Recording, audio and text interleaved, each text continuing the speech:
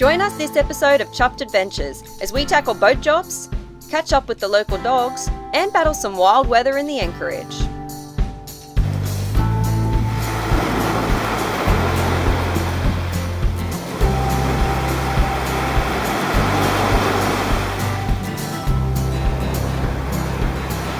Las Brisas is becoming a boat graveyard.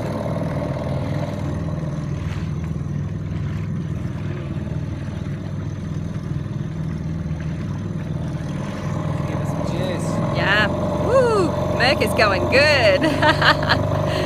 So that's like the, I don't know, do you reckon 5th boat we've seen sink in a couple of weeks? All been washed up on the rocks or something bad has happened to. So it is good timing to get out of here.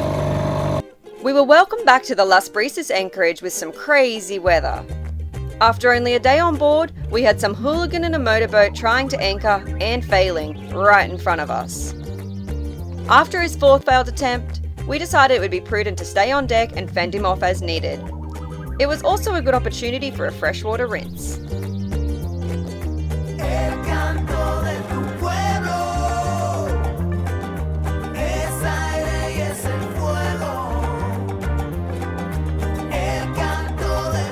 After about half an hour of these shenanigans, his anchor finally set, and we were safe, at least for now.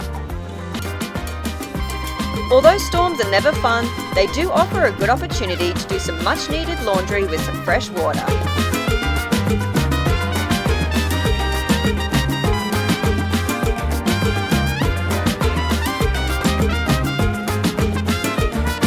Doing laundry on board is a full body workout, and it's no wonder us boat chicks have heaps of big muscles.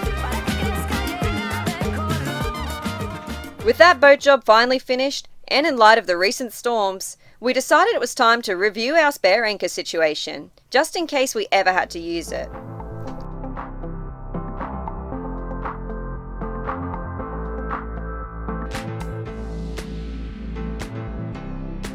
I actually just supervised Joel on this job.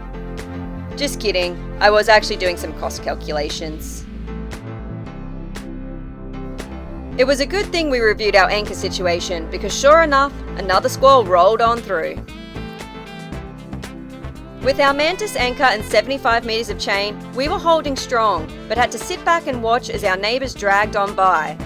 With our small motor and dinghy, we often can't help them in the situation until things die on down. It was only afterwards when we were able to go check up on everybody that we realised how much damage had been done. A lot of the boats are actually unoccupied in this area, and when storms like this happen, they can drag right onto the rocks. Luckily, this boat was floating again after only a few hours. With some sunshine comes land jobs. On shore, I met up with Brisas, Nana and Lobo, who are all doing really well.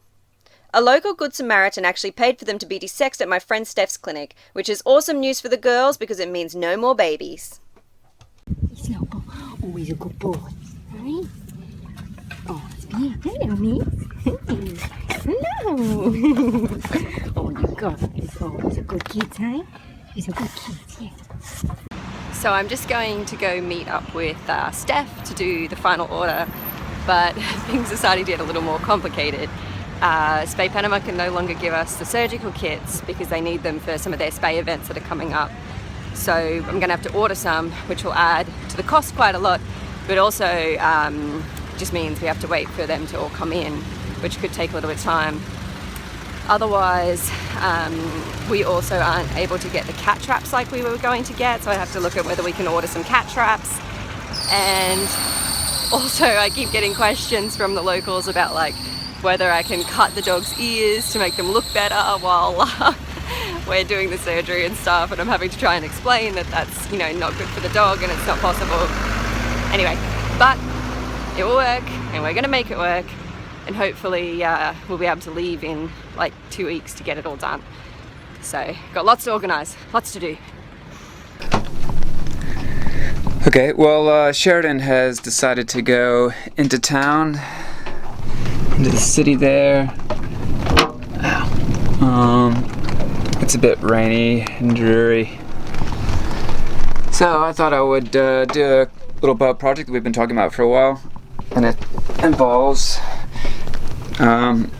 Essentially using this bit of net here that we found on one of the beaches as just a bit of rubbish floating around. Over in this little area over here in the window there, making that into a nice lovely little fruit or vegetable hammock. Sheddy will probably be back in another couple of hours. I didn't expect this job to take so little time, which is unusual, but yeah, finished product almost. I mean, very simple. Just have a few little stainless steel brackets there. Now I just need to get some more fruit and veg to put inside of it. We'll see how impressed she is with it later. I'm not only impressed by the hammock, but also the fact Joel did some filming. Go Joel. We took a break from boat jobs as some local dolphins decided to visit the anchorage and have a good old play.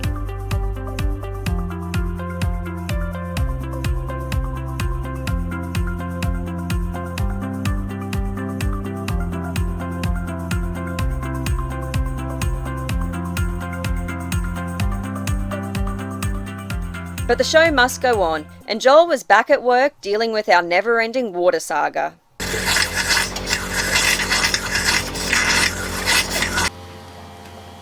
Nobody's ever going to want to drink our water.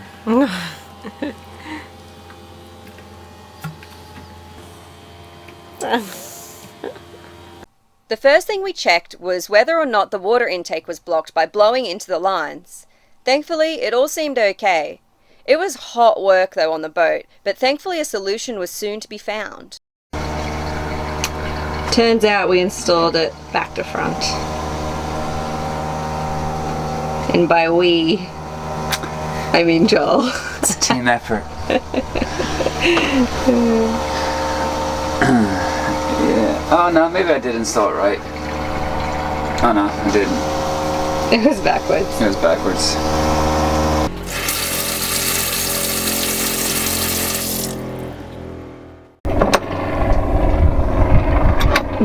Are you filming? Hello. So we've got this is our anode, our zinc anode that we've got on the boat. We've only got one of these at the moment. This is bonded to the hull right here.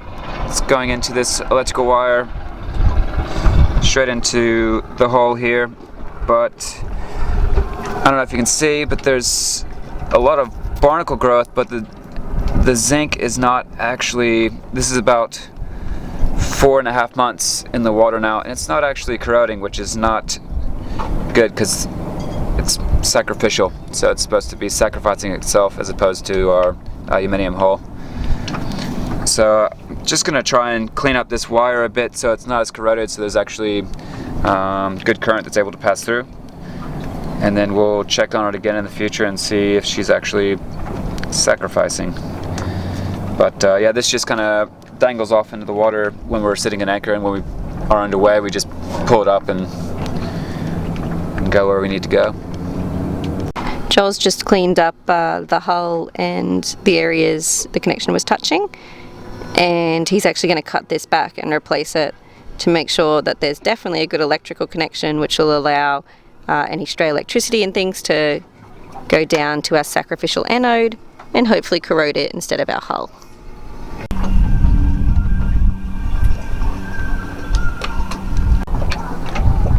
One of the fun parts on an aluminium boat is if you drop anything, you gotta find it. So I've just tried to make it a little more watertight. I put some heat shrink and some liquid electrical tape, and then I've got some other just electrical tape just for more backup. I'm creating a little drip loop here so that the water won't want to track in and corrode the wire any further. So even if water does run, it'll drop off here and shouldn't be a problem.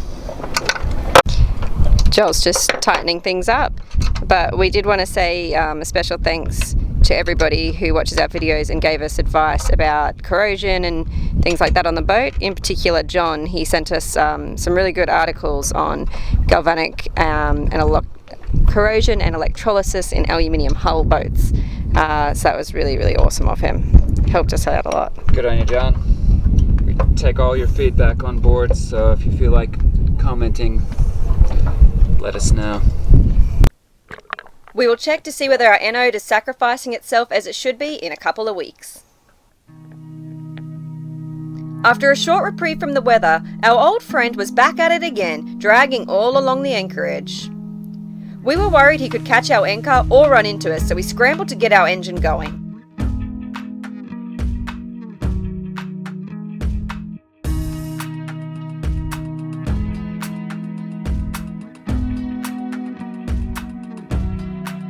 I then raced back up on deck to check the anchor position still looked okay. These yachts are often left unattended, with just some local guys watching them, but they of course aren't trusted with the key, which means there's really not much they can do in a situation like this.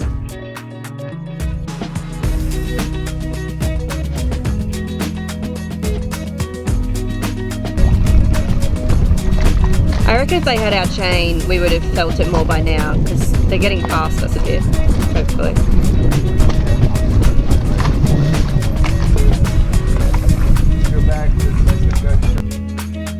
We watched as our friends' boats were moved into the firing line, and we quickly saddled up Possum with Merc and some fenders, so Joel could go off and rescue the beautiful Emile behind us, whose owner had gone to shore only hours earlier.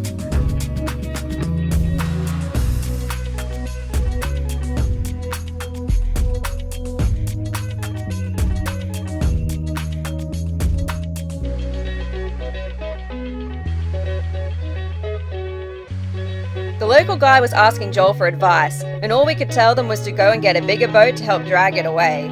Just then, the weather started taking a turn for the worst.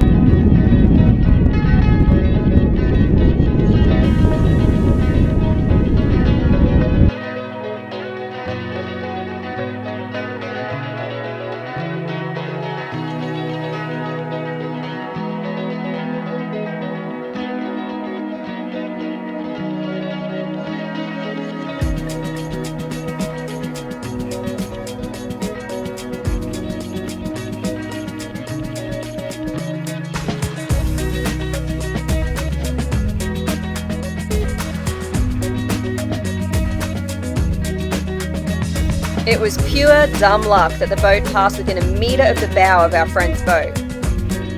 Joel yelled at the guy once again to get some help, and thankfully he did, but while he was gone, other boats came to the firing line again, so Joel raced off to let everybody know that there was a yacht dragging through the anchorage. Meanwhile, I was on the radio trying to call up some help as well.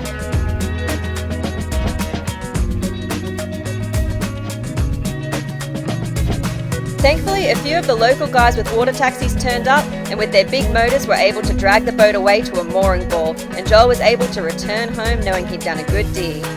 And being the great first mate that I am, I made sure that he wasn't coming home to nothing.